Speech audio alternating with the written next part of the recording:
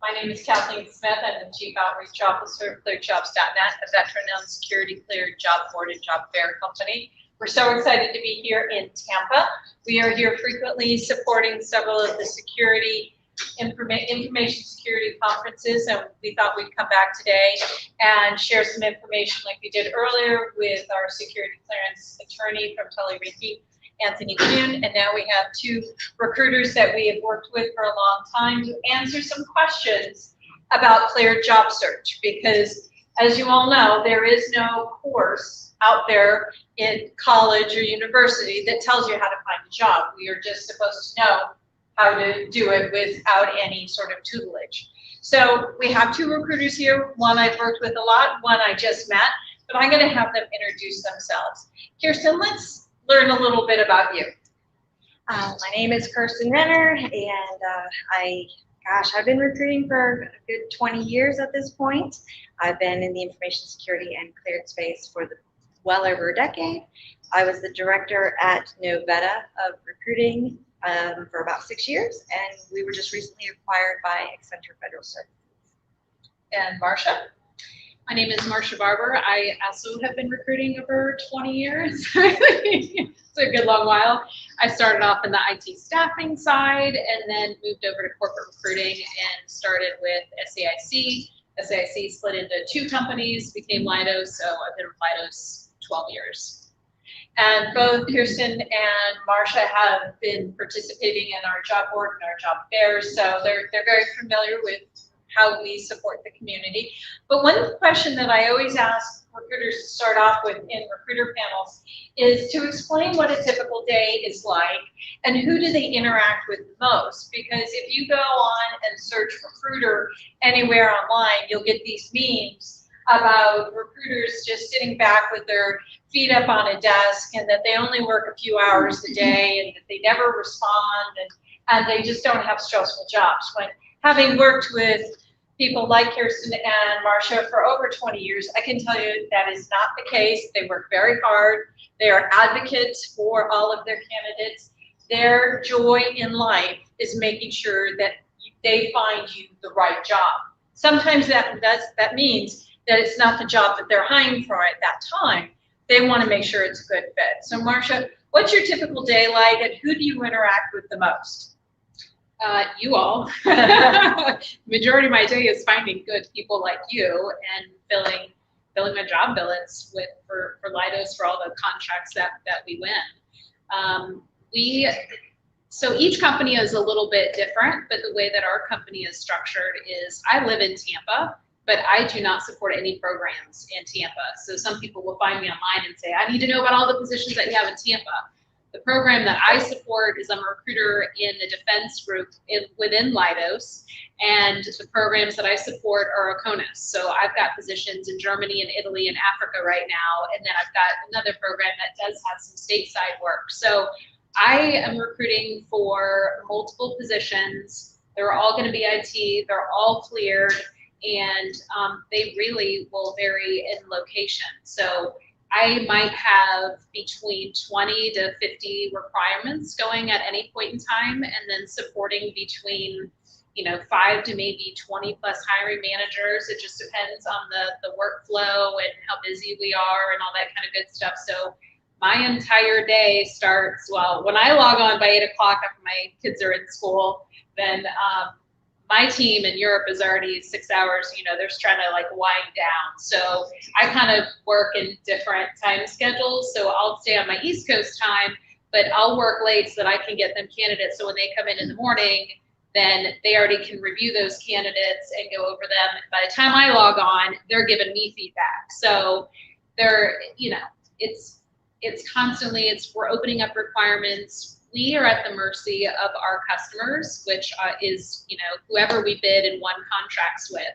So a lot of times candidates will say why am I not a good fit or whatever. So when we go open up our requirements, those requirements come from that customer. It's not like Leidos is making up our own requirements for what we're looking for. So we'll open up requirements.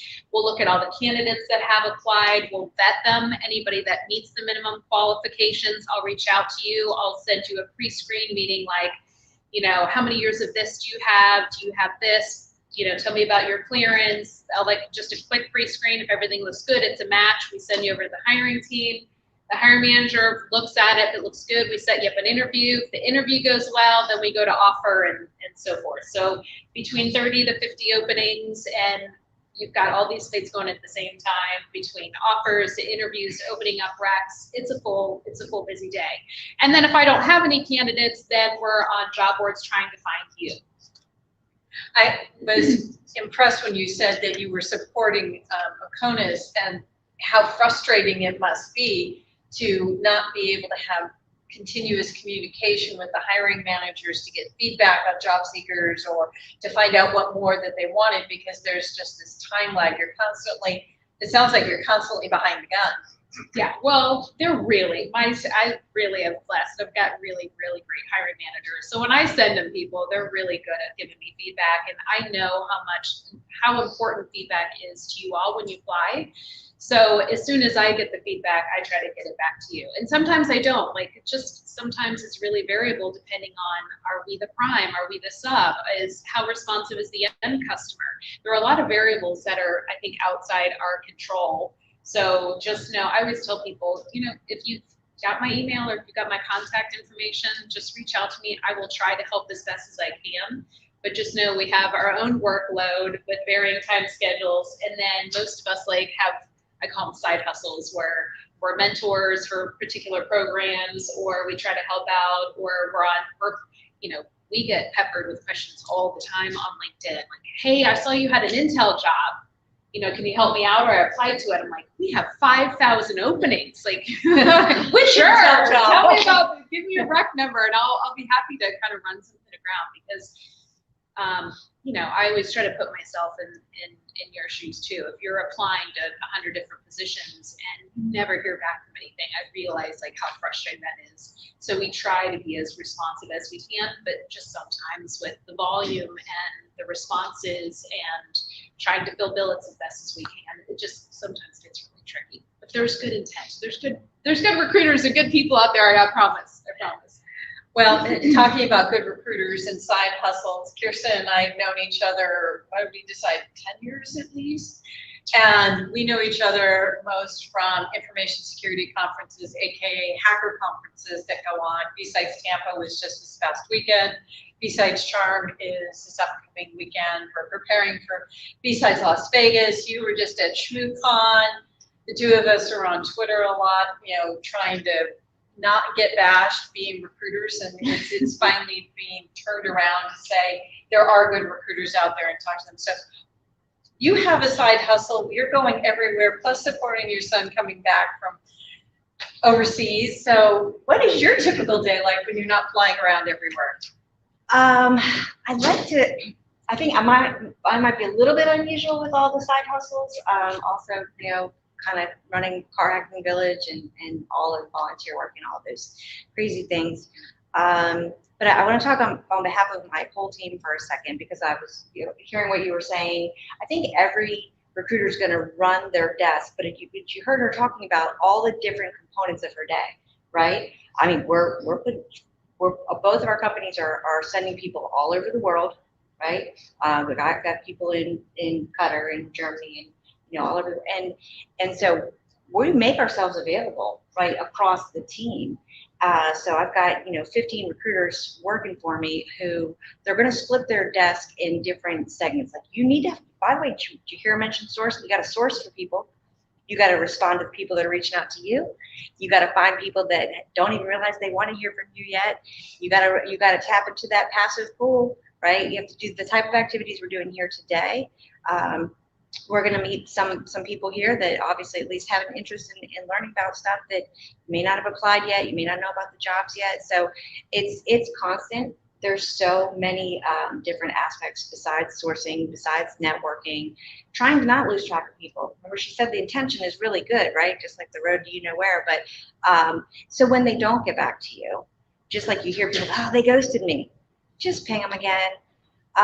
They probably didn't mean to. I guarantee you every good recruiter that you've gotten in touch with isn't going to just try to slam you into a wreck and forget about you when you're not a fit, right? We're going to have a conversation with you. I'm going to have a conversation with you. I'm going to find out everything that there is to know about you. And just like she intimated at the very beginning, you know what? Here's what I know.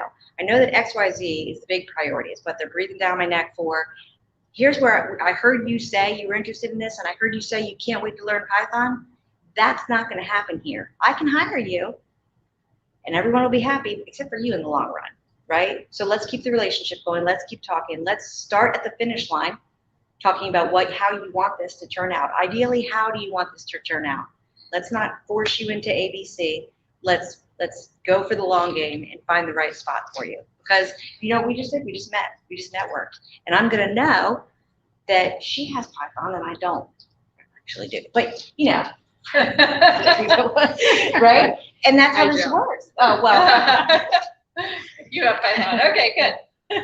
But anyway, you get the point, right? So it's relationships. Relationships matter. Genuine relationships matter, and they take time.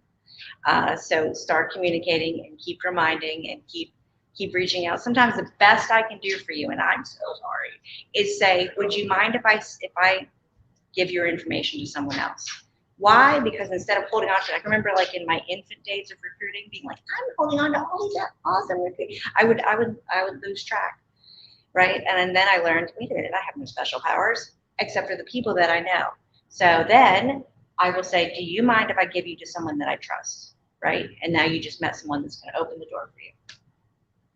So there's all of these statistics out there about a recruiter is only going to look at your resume for 7 seconds, and that makes the recruiter sound really bad. But, you know, what is it that a candidate can do to make their resume stand out? And do you really take only 7 seconds? Kirsten and then Marsha? So this is my favorite thing in the world, and one of you said you listened to my podcast, so you already know. But start with an I am statement. So I as the point of contact on the Accenture website for DoD Skill Bridge, I can't wait to retire so I can just answer Skill Bridge emails all day long, right? I'm so passionate about it. I want to do that so bad. But I need you to tell me, don't assume, because of the 7 seconds, right? It's really, I only have so much time to look at the resume. I'm not probably going to read it. So you have to tell me right away, I say 3 to 5. I am a this and I want to be a that. Do not assume that I read it, I understand it, and plus, you did what?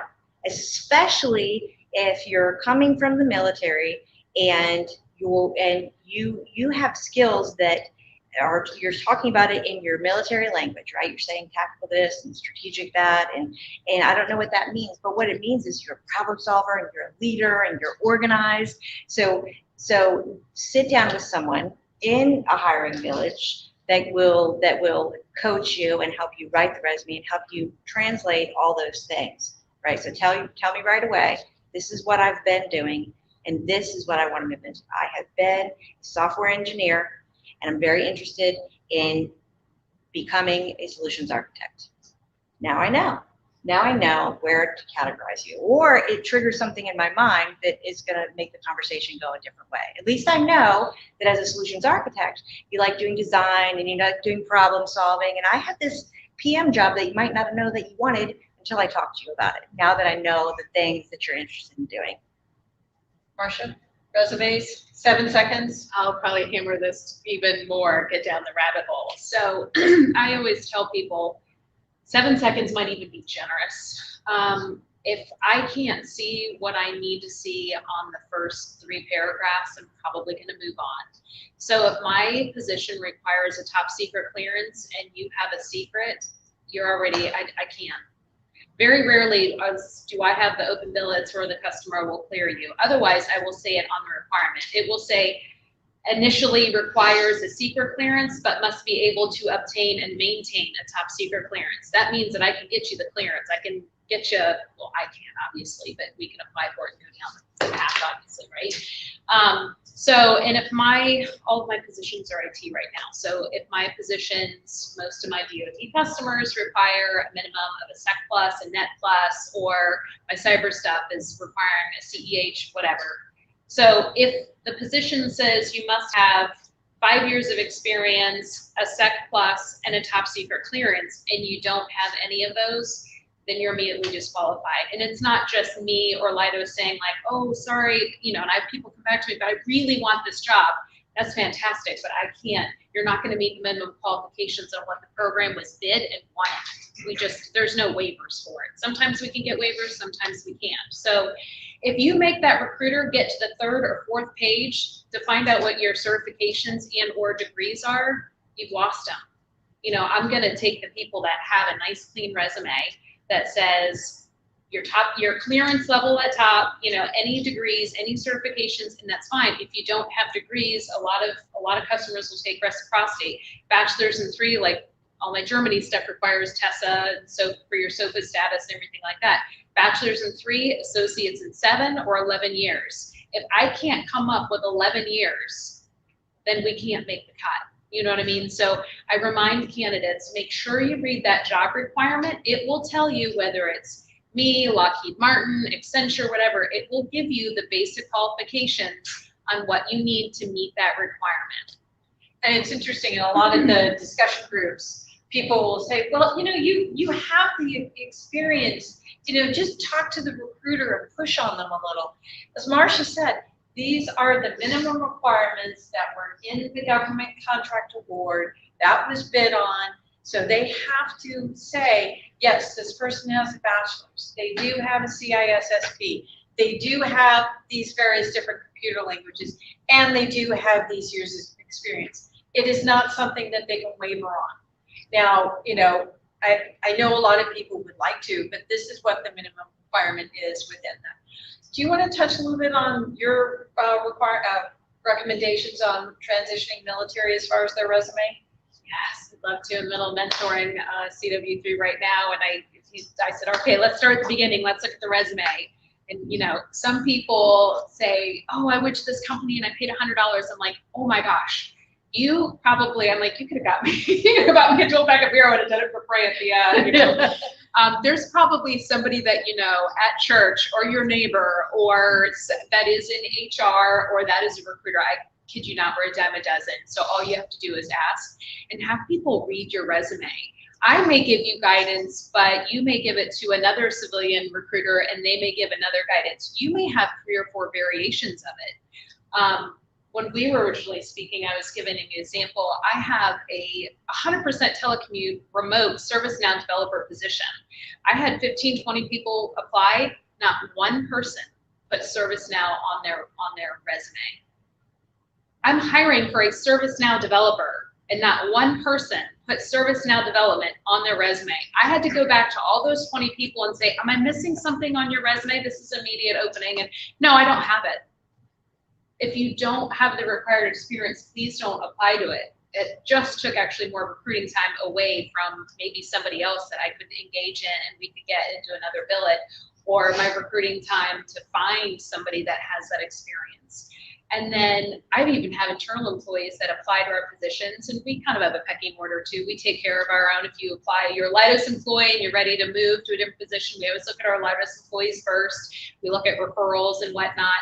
And then, you know, so as a courtesy, I reached back and I just said, oh, you're not going to meet, you know, love your resume, but this position requires these 3 certs. And he goes, oh yeah, I have those. Oh my God, those are pretty like amazing. I mean, it was like a CISSP, a BCP, like these are not easy certs to get. And he was like, oh yeah, I forgot to put that on there. I'm like, let's put that on there, and we'll send you over right to the customers. And it ended up being like a really great fit, but my goodness. And then if you're looking for a designer development position, but you're really trying to get into project management, you can blend that. It's just 1 or 2 sentences that you write up to the top, and you can, so I can see where you are, where you want to go. I might have a junior PM position that we could get in there. It's just being able to extract the information that you need at a very quick glance and make it short and concise, right? So there's all kinds of tricks to the trade, but if you're applying to a position, you probably have one general good resume that's maybe all inclusive, but if you find a little bit more of a niche position, then go ahead and add some of those buzzwords or bullets. You may have a more of a military slang resume heavy because you know what that customer is. I may not understand the verbiage that's on there. I can get a general idea, but once I send it to my managers, then they're like, oh yeah, they can extract the information that they need from these 3 words, put it all together. This is the person that we're looking for, right? And then you may have a really heavy civilian resume where you just kind of maybe just kind of suppress some of those good acronyms, you know? So sometimes you just have a couple different versions of a resume, but if you apply to a position and you're really excited about it and it requires a good amount of this type of experience, make sure that resume really is amplified in that little, you know, piece of experience that you're really trying to hone in and get. So how has recruiting and job search changed after the pandemic? Kirsten? Can I tap off that real quick? Yeah. We didn't plan this, but she said if you don't have ServiceNow, don't apply for a ServiceNow job. And I couldn't help but think to myself, I was thinking about Skillbridge Fellowship again. I don't work for them, but I was thinking, actually, if you, and it's exactly true that the customer controls what the requirements are, and for a million different mandated reasons, you are qualified for the job that you meet the qualifications for. That's exactly true. But on top of that, if you, and I think the Skillbridge Fellows for this, but there are companies, it just happened to work for one of them, but that have cohorts, that have training programs where if you want to learn ServiceNow, in particular, especially, I swear, if you want to learn ServiceNow, we'll hire you just because you want to learn it. Because guess what the key thing that you have? That you served and that you're cleared and that you want to learn. Your willingness and ability to learn, whether it's ServiceNow or Security Plus that she mentioned, or CEH that you mentioned, AWS cohorts, like we have whole training sessions set up.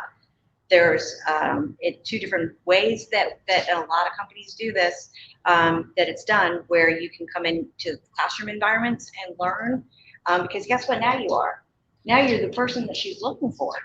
Now you know ServiceNow and you're cleared. How valuable you are, like you're gold.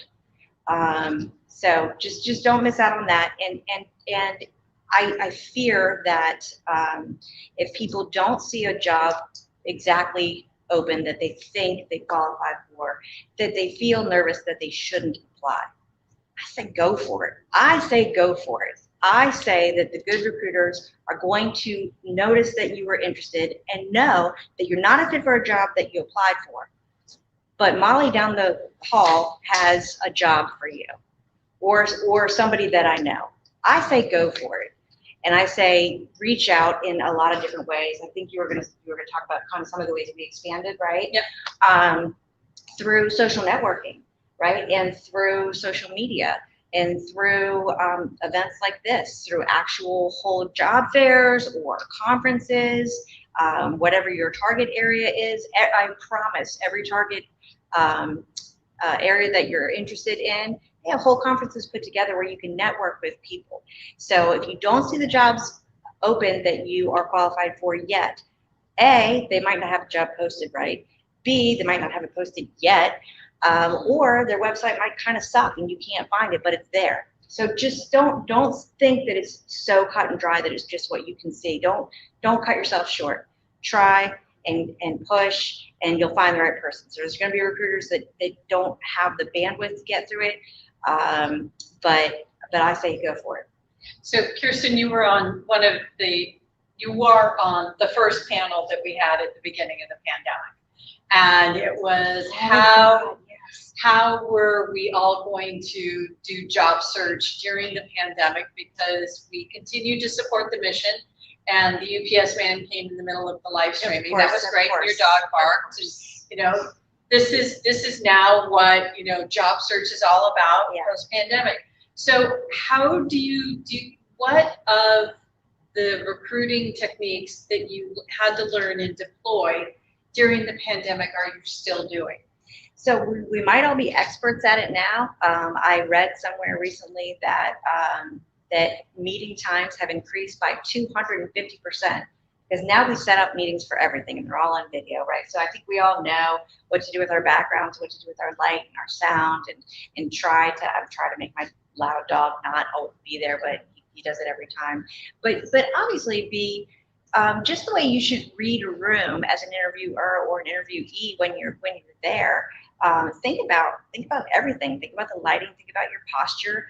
Think about maybe the look on your face, and don't make assumptions about maybe the look that you think that you're getting back. Be cognizant and sensitive to just how kind of still adapting our environments are. And then we finally get out, we're all in a room together. It's been a while. Like, do we even know how to do this anymore, right? So be patient. When we were talking about it, we thought we might be doing this for another month or two, right? Yeah, I was right. Wow, I forgot about that. And I was like, oh, is the curtain, do I have stripes on my shirt? Is it going to come across weird in the thing?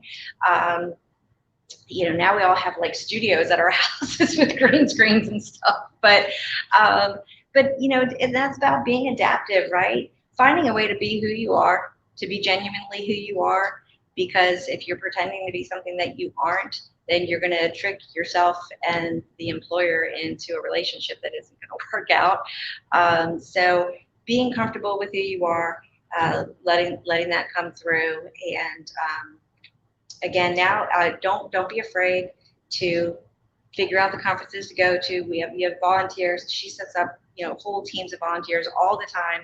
That like she was mentioning. Oh my God, I paid $100. That never pay ever again. Don't do it. So many people want to help you for free. And people like me are like, I want to help you, and then I'm like, I'm gonna give this to somebody else. But but keep trying, keep pushing.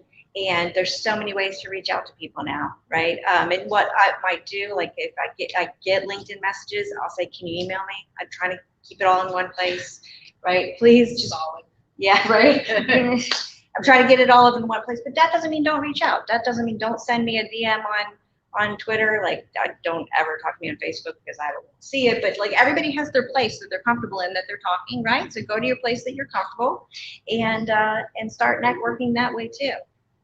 So she was mentioning various different forms of social media, and we've been on social media now since 2006, 2007.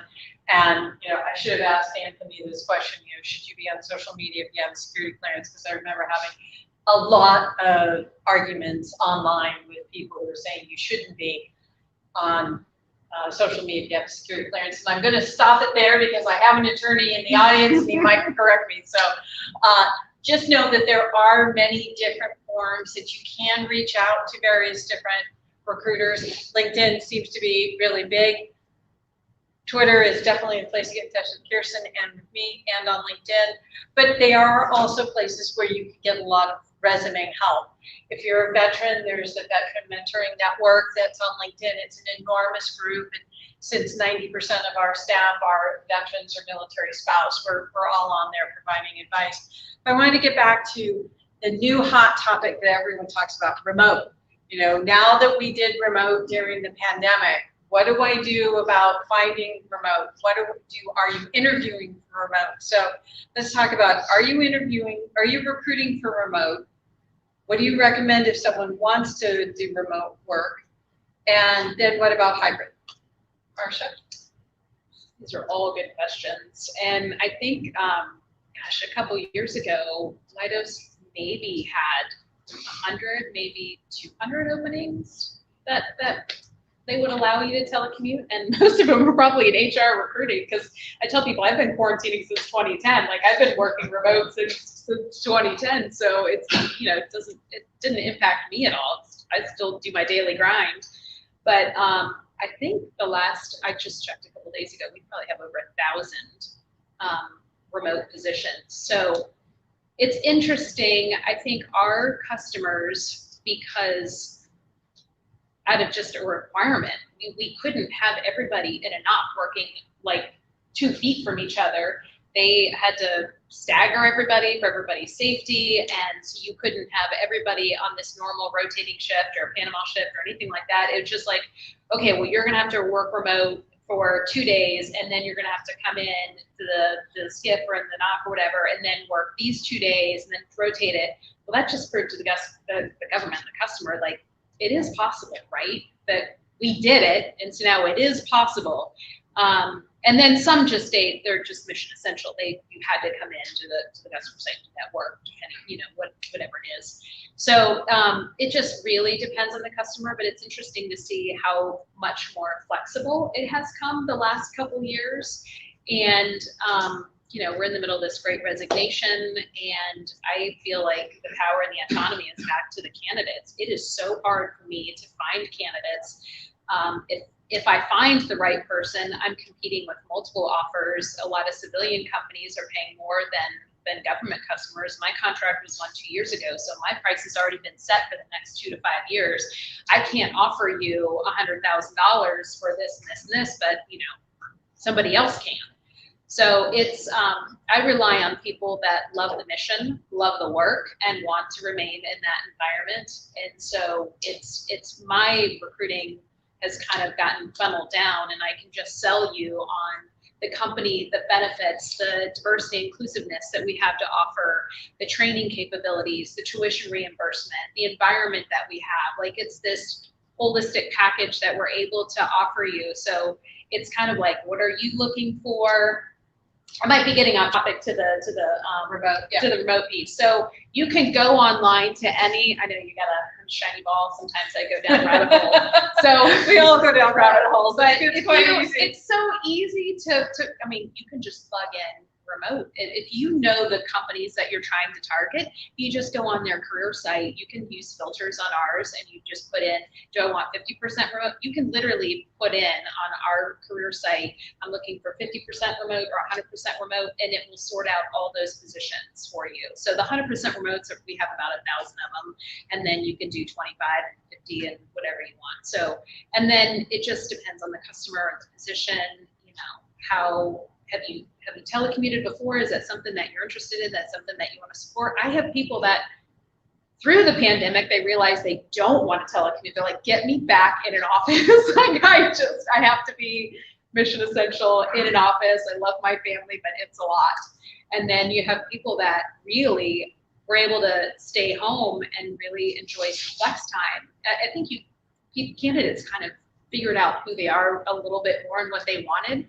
And now that there's so many positions out there, it really puts kind of the autonomy back on you all. Like, you can easily find what you're looking for and apply. It's the harder part is probably getting response and maybe getting through the whole channels of the whole process. But there's more positions out there. You can sort out whichever is most applicable to you, what's most desirable for you, and the positions are out there. It's really, don't be afraid to ask.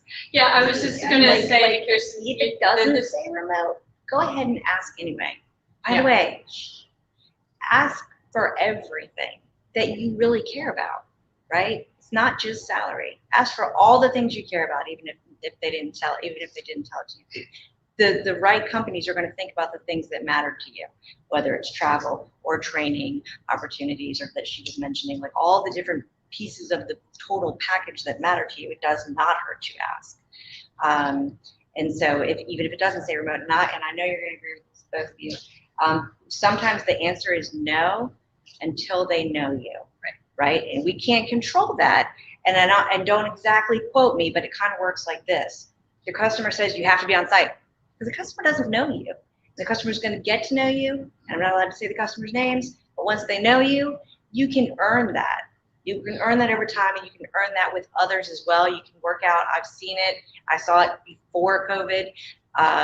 You can work out, okay, well, we're gonna get this remote box built, and what they call it, but and you're gonna be there on Monday and Wednesday, and you're gonna be on Tuesday and Thursday, and we're gonna work this thing out, right? And that ended up being the pattern. Thank goodness we built these trusting relationships with our customers and proved that was something that was possible, because then when it became super necessary, it was the only way to stay in business, right? It was the only way to keep the mission going, especially when it had to be in a skiff.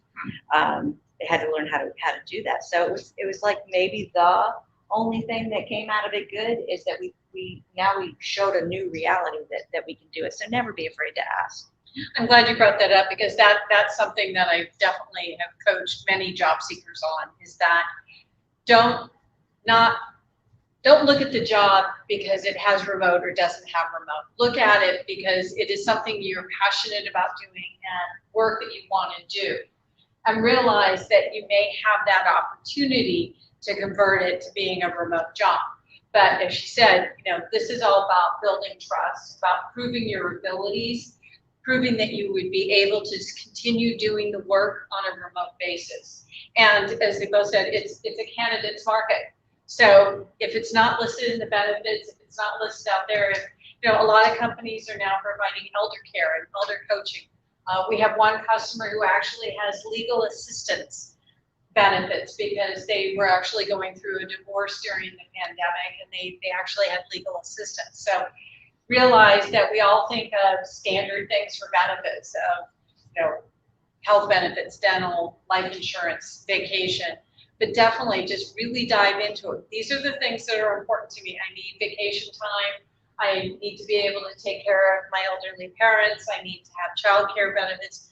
Really definitely ask a lot of those questions because, as Marsha alluded to, a lot of the contracts were awarded 2 to 3 years ago. And we all know what has happened within the last 6 to 8 months about gas prices and prices in general and inflation. And the contracts are not, there's some minor renegotiation going on, but the contract was set. So there are going to be some employers that they're not going to be able to give you the money that you think you definitely deserve. And it's not because they're being stingy and they don't want to do it. That's what the contract was bid at. That's what the contract was awarded at. So let's talk about common mistakes that job seekers make in the overall process, because there is an overall process. There is the finding out internally, what do you want to do? Which is, to me, one of the #1 mistakes that job seekers do, especially transitioning out of the military. They just want to continue what they did in the military without doing that introspection of what am I really good at? What am I really successful at? And what is going to be my passion for the next 5 to 10 years? And they don't do the networking to find out who's out there. They just talk to the same 2 or 3 people. And then they don't build a strategy. They get into a variety of interviews and they don't, really do very well in interviewing. And then they get to the negotiation and then they don't quite know how to negotiate because they're all uncomfortable with that. And then all of a sudden they're in a job that they don't like and they leave 6 months later, and that is just the bane of every recruiter's existence because they really wanted to find the right fit, the right person. So now that I've sort of laid it all out, which part, Kirsten, is the most common area that you see job seekers make the mistake? And talk once about the civilian and another about transitioning military. I think I kind of touched already on, don't sell yourself short if you don't quite have exactly what you're seeing there yet. And it can be scary. Who are you reaching out to, and what are they going to say to you? Are they going to automatically reject you because something doesn't match up? And so I'm not calling it a big mistake because it's something you have to learn. It's something you have to get used to. Is going ahead and pushing and saying and do it like this. Identify. Say, you know what? I know I'm looking at this. I'm interested in your company. I'm interested because of this and this and this. I'm interested because I'm getting to a stage in my life where I would love to be at a company where there's a stock purchase plan or an ESSP or something like that. That's cool, right? That's something that I'm now looking forward to in this stage of my life. And so I noticed that you have this job open and that I don't have all the things. But here's what I do have, right? Here's this other thing that I have done or that I know about that is similar in nature to that thing, right? So the challenge is you got to get the conversation going, right? So you got to find the right person to have the conversation with. Hopefully the recruiter's willing to do that with you. Hopefully the recruiter's willing to make it about you and not the job rec. But you can find a way. And listen, I'll get the recruiters in trouble. Maybe look them up on LinkedIn. Who's their boss? Ask their boss. One of my people didn't get back to you? Let me know. I'm not going to get in trouble, but I'm going to make sure that they learn also, right? Yeah, this person didn't do this, but look what they did do. This is about having a conversation about what really works for you and what you're capable of and what you'd like to learn to do. So it's not a big mistake. It's not a thing that you're doing wrong, but don't sell yourself short. And then one of the key things when you get a chance in the room, when you get to the interview table, make it that you're talking to a person. Make them become a person. They don't have the right training and they're just like, I'm the manager and I'm trusting you and I'm asking you all these things to meet you. And then at the end, they always say, what do they say at the end? Do you have any questions for me? Indeed, I do. I would like to know what's your favorite thing that you've done in the last year here at this company? What have you learned in the last year? What opportunities have you had to do a new thing? I know you hired me because I know it's Java and everybody loves Java, but you know, I don't want you getting stuck in these Java spots. I know it makes me expensive and all of that, but you know, I really want to get into basket weaving. Do you have a basket weaving department? Could I lead it? Could I start it? Really have conversations like that. You're going to figure out, everybody talks the talk about how they care about you and stuff. Find out. Put them on the spot. Put the interviewers on the spot. And then make them make it about their stories. Make them tell you a story. People actually like to talk about themselves. So at first, they'll answer you. You'll be like, you know what, I coach my son's soccer team, so I have to leave early every Thursday. Is that okay? And it's going to make them tell you a story about this thing that they have to do. And it's going to introduce you to what it's like to actually have a life there and a job there, right? So make your interviewer become a human and have a conversation with you about what their experience is really like there. Marsha, any common mistakes you see job seekers make? I'm going to dovetail on a couple of the points that you We didn't made. plan this. I know. They just met for the first This time. is very complimentary. So in talking about like applying to positions, it's interesting going through like, DEI stuff. Males tend to apply to positions that they meet 50 to 60% of the requirements. Women tend to only apply if it's between like 90 to 100%. So you see these gender differences. So sometimes you're like, oh, I can do that. And some other people are like, I don't have 100% of the position, I'm not going to apply. So I think the general rule of thumb across is, if you meet 60 to 70% of what they're looking for, just go ahead and apply, because as you were mentioning earlier, recruiters talk. Good recruiters talk. If you are not a good fit for my rec, we are on staffing calls with our particular programs. I'm on staffing calls with my operation, and I am on staffing calls with my entire division in the defense group. I know what our big programs are. I may not know all the nuances of them, but I know what they're looking for. So if you apply to my position and it's not a good fit, I'm going to go to my recruiting partner and go, hey, Heather, this person told me they want to go to Germany, and we've got positions, or this is going to the Horn of Africa, and this has got some good uplifts. This is your person, right? So good recruiters share good resumes, and they're able to. So don't not apply to a position because you're not at 100%. Just go ahead and apply. You may or may not get the cut depending on how strict those minimum quals are, because we do share resumes a lot. The other piece to go into as far as challenges with the whole process, I always start with the resume. Make sure you have a good resume.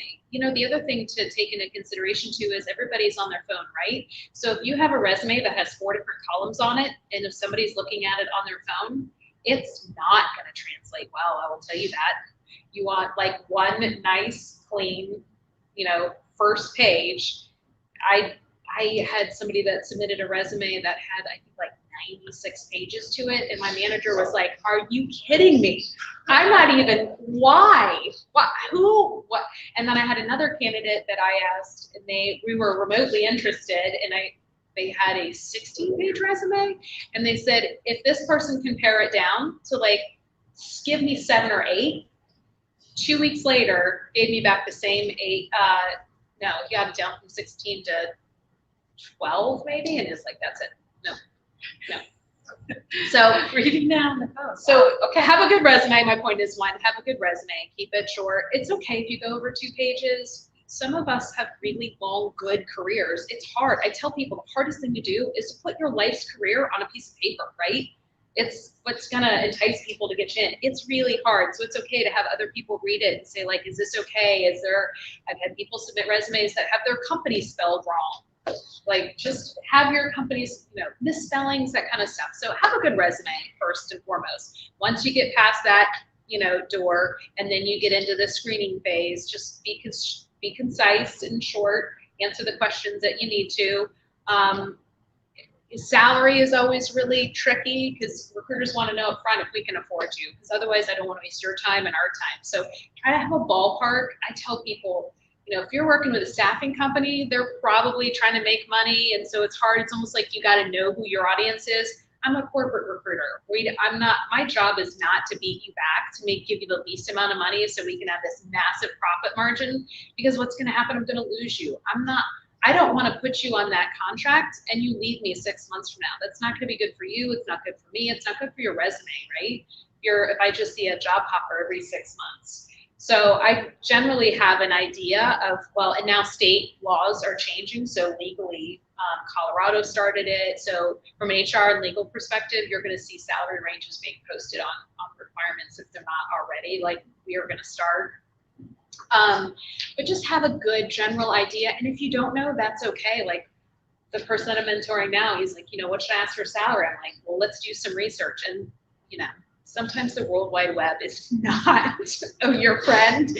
And I have somebody that told me I should be asking for this. I'm like, you know, ask some questions. There's probably that person that can help you with your resume that's an HR recruiter. So have a good general window.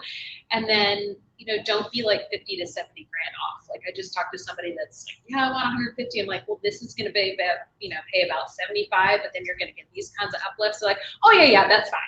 And I was like, oh, we were just a touch off on the salary point a little bit. So, you know, so have a good resume that gets you through the first door. And then if you get the interviewing stage, you know, I tell people it's hard to kind of take a deep breath and relax, but just be yourself.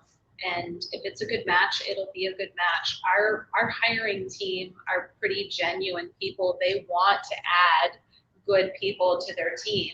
It's not their job is to make you feel as uncomfortable as possible. And sometimes their hiring managers are, you know, they're not comfortable at interviewing sometimes. So their job is to make you feel as comfortable as possible, right? So just the other piece to that is if there's an IT piece that you just don't know, and this probably goes back to don't lie.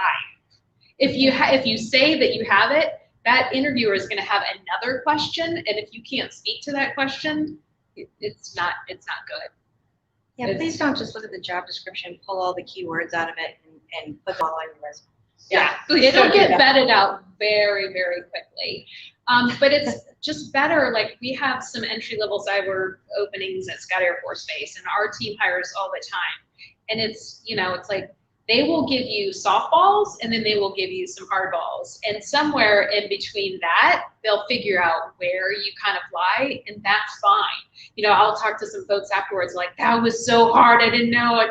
And like, I didn't answer this one and this one, but I was like, yeah, but my team knows what your technical chops are, and they loved it, and they appreciated your honesty and candor, and they're gonna get you in, and we'll start you on this shift, and then they'll train you on this and this and this. They know where you kind of will land, and then they'll make the decision from there. Like, if we have a whole team of entry-level people, they may not hire entry, but if I have a whole team of senior, then we'll bring on a whole bunch of entry to get you in and like up and running.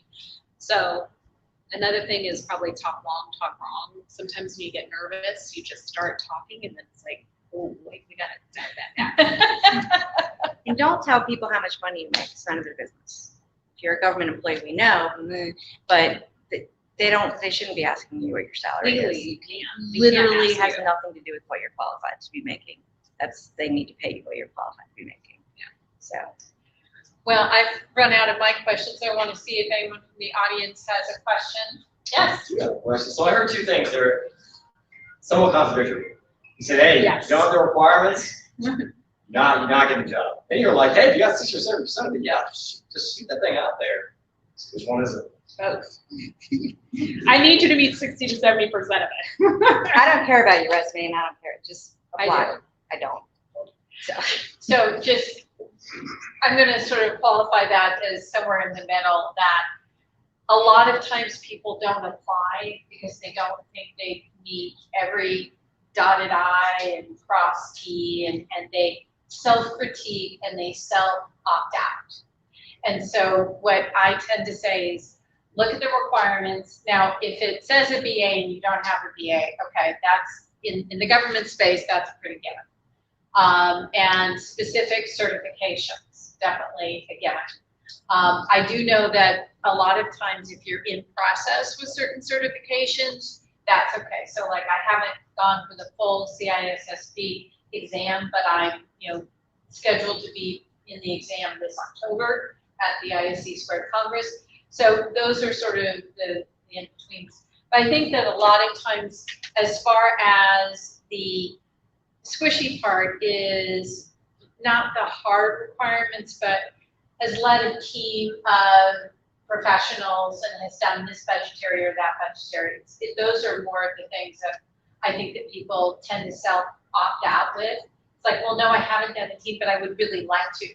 Or as Kirsten and I talk about a lot in the community is, you may not do it on a work project, but you volunteer and you manage volunteers either at ISC Squared or at B-Sides or at your church or something like that. I have the skills, but I just don't have it as part of my work experience. But I think what I hear frequently from recruiters is a lot of people just opt themselves out because they don't have 99.9% of all of the things that they talk about in the job description. And the reports are pretty consistent out there that men will, hey, I'll just apply for it, and women we'll make sure we're perfect, and we'll make sure we have 100% of skills, and we'll do it. So please, women, apply. Let me expand a little bit real quick. And we're actually saying the exact same thing. We actually both care mostly about you. And then the part where we are not allowed to hire you if you don't meet a qualification because you legally can't, right? Can't contractually, can't legally, right? So obviously that matters. What we care about is you and finding out, like she was saying, that you have skills that you didn't articulate there. So it starts with the conversation, right? So one opens the door, and then the conversation leads us to finding other opportunities. Okay, if you don't meet the required qualifications, we can't hire you for that. But can we hire you for someone else, or can we coach you to somewhere after that? You know what I mean? So both things are exactly true. It's actually complicated. It matters once you fill out the application, because someone in compliance is going to go, do these things match? Are we breaking the law? Is this OFCCP and EEOC? Is everybody going to be okay? And are we going to get in trouble? Are we going to pass an audit? Right? So it obviously matters, right? That you are deemed qualified. It's us drawing the path to get you there, right? By discovering things that weren't articulated. I'm not qualified for my job that I have. I don't have a degree. My last 5 jobs, right? So had like talk about what you were talking about at the beginning is there's equivalencies for skills and certs and experience. So on paper, I didn't qualify. So that can be the end of it, or you can take it further. I had a position in Virginia in a pretty remote area, and it's a guy that used to work for us, and I just talked to him 2 weeks ago, and we subbed him over to the position. He's got no degree, but the guy's got like 30, 40 years of experience and ridiculous, like stellar stuff. So we sent him over, and the customer was like, no. I'm like, are you kidding me? This is really hard to build. It's an area that has like 10,000 people in it. It's a cleared facility, and there's nobody within like a 2-hour radius. I'm like, you're going to turn down somebody that has this many years of experience, that has the clearance, the certifications, and they said, yeah, they don't meet min quals. So my other recruiting partner, we were on a staffing call. I was like, I just pre-screened this guy. He lives an hour from you. He's got a job offer. So qualified closely to the position, good conversations between recruiters talking, and then we're able to get him another gig, probably a better gig for the guy, to be quite honest. So, Novetta? Just quickly, what's your guidance in regards to specifically transitioning military when it comes to the way our careers kind of work and the things we do? And just give you an example. For example, there's a position out there that's looking for a program manager. That program manager, they're looking for 10 years of experience in program management. But the way that our resume, and the way I've been told for many years, is she really just comes from the last 10 years. That's it, right? But in reality, could have program management 15 years ago, and we did another assignment, and we got back into program management again, but then we did something else, and So what is your, what's your advice?